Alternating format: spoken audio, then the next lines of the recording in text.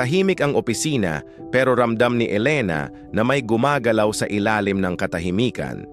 Hindi na ito basta iwasan ng tingin. Iba na ang mga mata ngayon, masusukat, mas maingat, parang may iniintay na pagkakataon. Habang naglalakad siya sa work floor, may mga usapan na humihinto kapag papalapit siya. Hindi dahil sa hiya, kundi dahil may mga salitang ayaw nang marinig ng mismong nagsabi, "Hindi pa ba sapat ang nangyari?" Bulong ng isang boses. "May kailangan pang mabuwag," sagot ng isa pa. Huminto si Elena sa tabi ng mesa.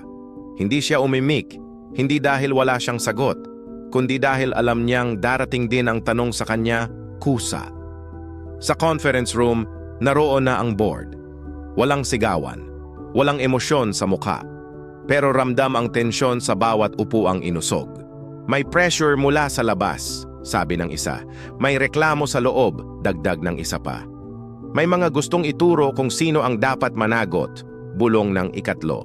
Tahimik ang chairman, nakatingin kay Elena. "May gusto ka bang sabihin?" tanong niya.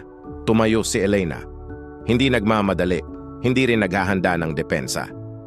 "Kung may kailangang managot," sabi niya, "mas mabuting malinaw kung bakit." May isang napangisi. "Madaling magsalita kapag ikaw ang malinis?" sabat ng lalaki sa dulo ng mesa. Tumingin si Elena sa kanya. Diretso, walang galit. "Mas madaling manahimik," sagot niya, "kapag ikaw ang nakinabang." Biglang tumahimik ang silid. Sa hallway, sinalubong siya ni Claudia. Mababa ang boses nito, pero seryoso. "May gumagalaw laban sa'yo," sabi niya. "Tahimik, pero planado." Tumango si Elena. "Alam ko. Hindi ka ba natatakot?" Huminto si Elena saglit bago sumagot. "Matagal na akong natutong magtrabaho kahit may takot." Sa labas ng gusali, may naghintay sa kanya. Isang lalaki mula sa crowd. Hindi sigaw ang ginawa, isang hakbang palapit lang. Sapat para iparamdam ang presensya. "Hindi ka na welcome dito," sabi niya. "Marami kang sinirang tahimik na buhay." Hindi umatras si Elena. "Kung tahimik na mali," sagot niya, "hindi buhay ang sinira ko." Lumapit pa ang lalaki, sapat para maramdaman ang bigat ng banta.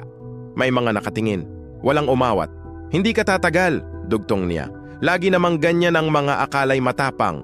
Tumayo si Elena ng tuwid. Hindi siya sumigaw, hindi rin siya nagpakita ng galit. "Hindi ako nandito para tumagal," sabi niya. "Nandito ako para tumigil ang mali." May sandaling katahimikan. Yung klase ng katahimikan na nagpapaatras kahit walang humahawak. Ang lalaki ang unang umiwas ng tingin. Sa huling tagpo, mag-isa si Elena sa labas ng gusali. Nakatingin sa syudad. Hindi panalo, hindi rin talo. Alam niyang simula pa lang ito, at alam din niyang hindi lahat ng ganting darating ay maingay. Minsan, ang pinakamabigat na ganti ay ang patuloy mong pagtayo kahit gusto ka nilang paupuin. May mga laban na hindi sinusukat sa lakas ng boses, kundi sa tibay ng paninindigan. Kapag pinili mong huwag gumanti sa parehong paraan, mas malinaw kung sino ang may kontrol sa sarili at sino ang wala. Kawikaan 24, 16. Sapagkat ang matuwid ay maaaring mabuwal ng 7 beses at muling babangon, ngunit ang masama ay mabubuwal sa kapahamakan. Isulat sa comments ang salitang ka-smart. I-share ito sa taong piniling manatiling matuwid kahit mag-isa. At abangan ang susunod na episode ng Sa Likod ng Dura at Dugo. Gusto mo bang makasave sa binibili mo? Bumisita sa Smart Save to Shop. Link nasa comment section. Kung nagustuhan mo ang video, mag-like, comment, at share. Malaking tulong ito sa amin.